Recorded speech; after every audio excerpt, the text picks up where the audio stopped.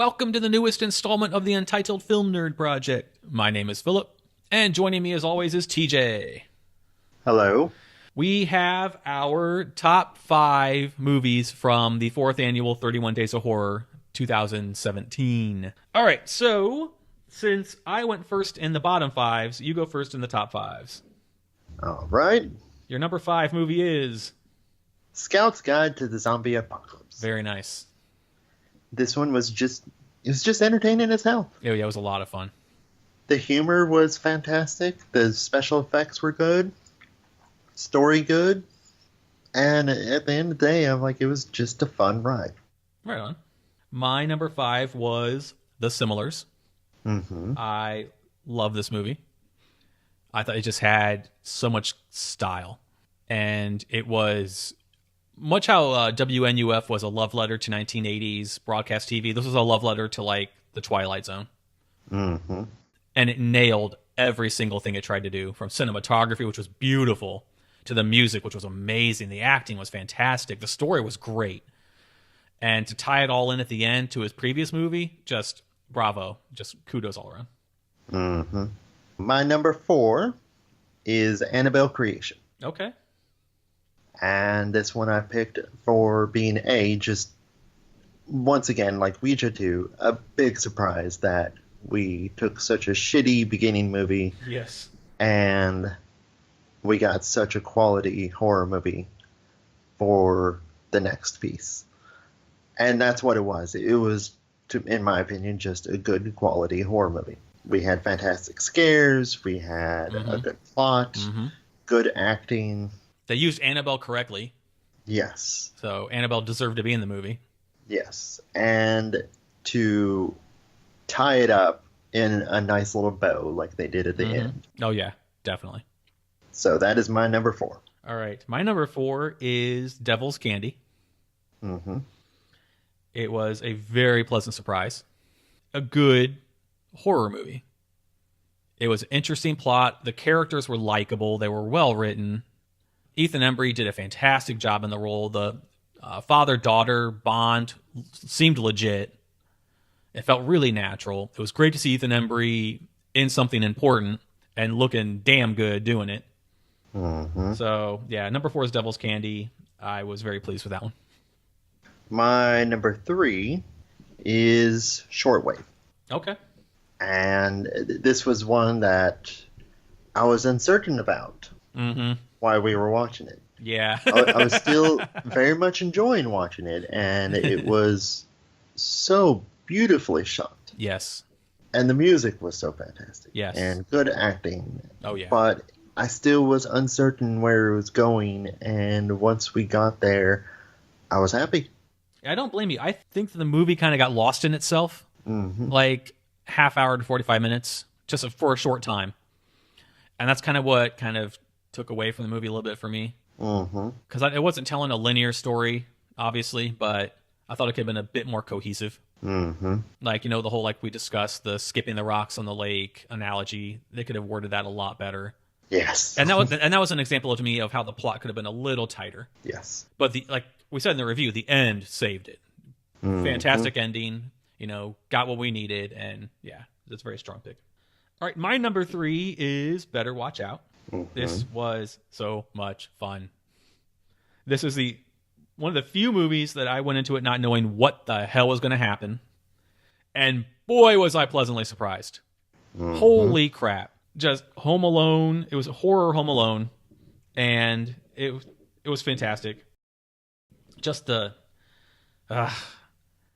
twist, and the main actor, the kid, did a phenomenal job of being, you know, unassuming. Yeah, and meek, and to go from that to a psychopath and do it well.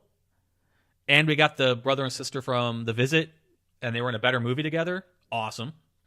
So yeah, I love Better Watch Out. I had a really fun time watching it, and the end was great. It was just from beginning to end fantastic. My number 2 is Devil's Candy. Okay. Mostly everything that you already stated. Right. It had killer soundtrack. I've always been a fan of Ethan Embry, and I was glad to see him disappear to obscurity and come back with such a solid acting and film. Yes. Yes, definitely. Such great chemistry between the entire family. Mm-hmm. Even good chemistry between the family versus the antagonist. Yeah, yeah. And he was cast perfectly. Mm-hmm. Definitely. My number 2 is found footage 3D. Huge surprise. It was just smart. Mm-hmm. That's why it's so high on my list. It was a smart fucking movie. It was, like I said in the review, the Scream of found footage movies. A very meta, very self-aware movie that could easily have fallen into any number of the traps that found footage sets for itself, but it didn't. It avoided the traps and then set the narrative to match the narrative of what a found footage movie is supposed to be, while being self-aware that it was doing it. Mm-hmm. And it did it wonderfully. And for the budget they had, and like the effects were phenomenal. They were so good. And there were some legitimate holy shit moments. Built itself nicely, and then in the third act, it just went balls to the wall with everything, and it all worked. Mm-hmm. So I was very, very pleased with found footage 3D. It's my number 2. My number 1 is The Babysitter. Nice.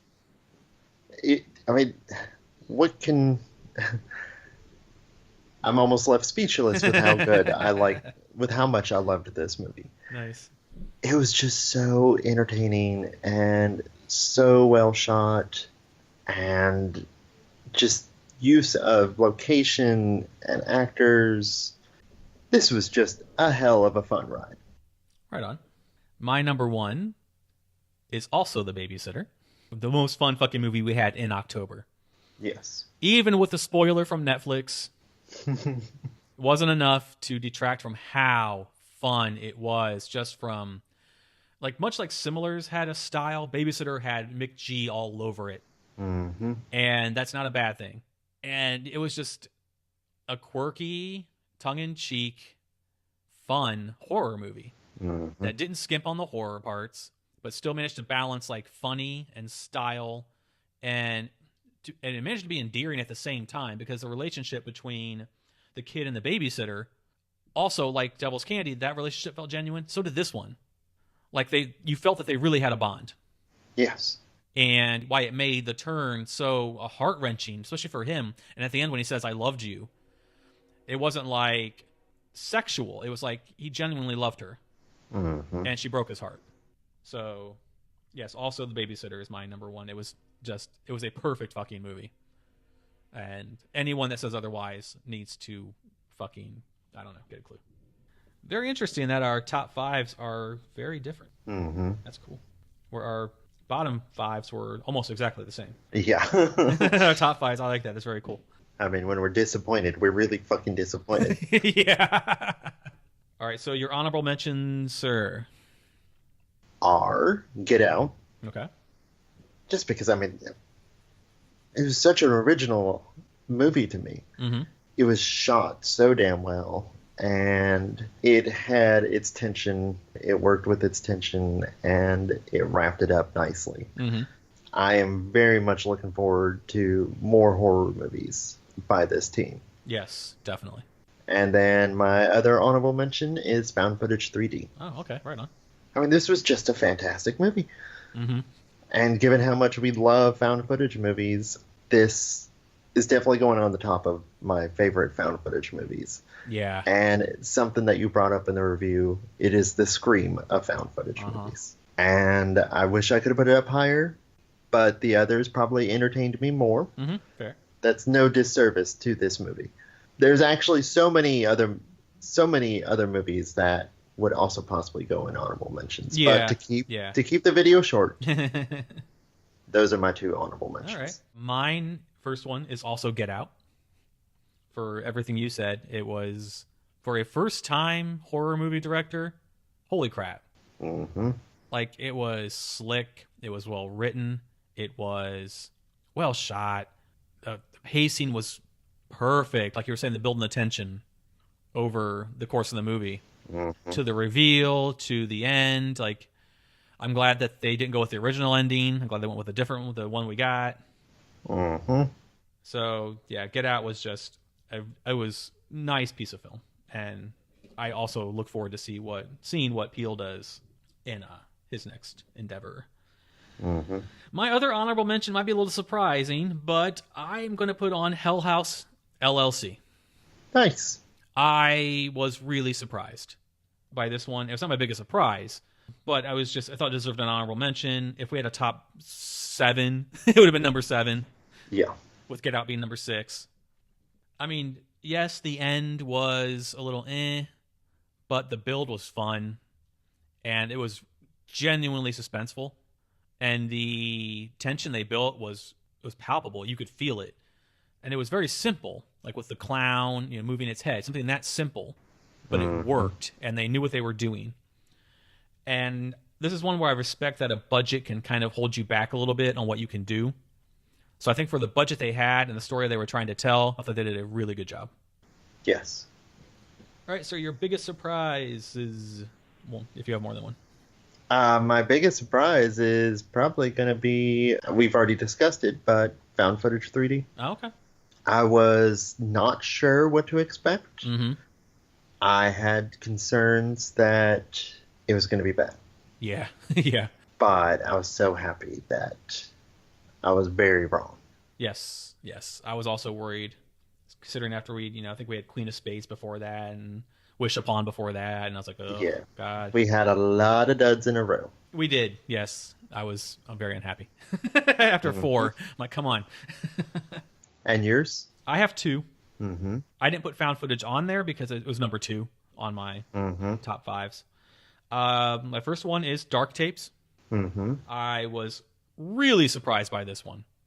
I think maybe a little more than found footage 3D, because for anthology horror to be so solid from beginning to end, and each part of the anthology to also be good, and to be so vastly different, to be so low budget and pulled off that well, I was very, very, very much surprised. My other one is Shortwave. I did not know what the fuck to expect. So it's a literal biggest surprise. I was like, I don't know what the fuck's going on in this movie. And for a while there, I didn't think the movie did either. But yeah, by the end, I was like, damn. Did not see that coming. Was not expecting that kind of movie. Easily probably like the most artsy movie we saw this month. Oh, yeah. Totally agreed. So, yeah, easily the most artsy movie in October. The most artsy movie that we both watched. My most artsy movie was the one that you had already seen, Under the Skin. Yeah. Way more artsy. Yeah, that was a way. Yeah, we didn't include movies we've already seen. I watched Inside this month, and I didn't include it because I've already seen it, so I didn't think it would be fair. And likewise, on my end, I watched Stephen King's It, the new one. Yeah. And it was like my 3rd time watching it. Right. So yeah, we had we had some duds. We had a very solid month. Yes. In October, we hit a rough patch 3/4 of the way in, but we recovered nicely. I was very pleased by this month, and I think it's probably been one of our most successful months. I agree. We planned it out this time. We were much more methodical. We weren't just kind of just throwing stuff against the wall and seeing what stuck.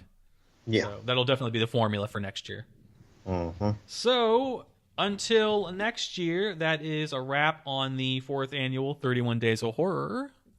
And this was our top 5s from that marathon. Thank you for listening. Please like, share, and subscribe to the channel. Stay tuned. We are in the middle still of our Stranger Things Season 2 marathon review thing. So keep an eye out for those. In the meantime, my name is Philip. And I'm TJ. And we will talk to you in the next video. Goodbye. Bye.